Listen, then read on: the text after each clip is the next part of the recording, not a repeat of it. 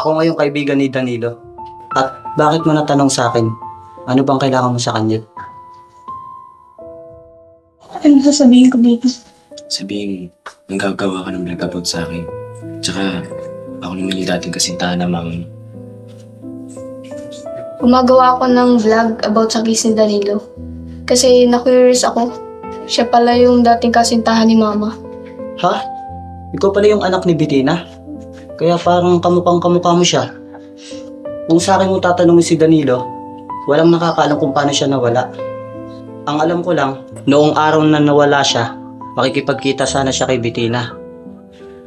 Sasabihin ko nga sana kay Danilo na pinex marriage na si Bettina kay Alfredo.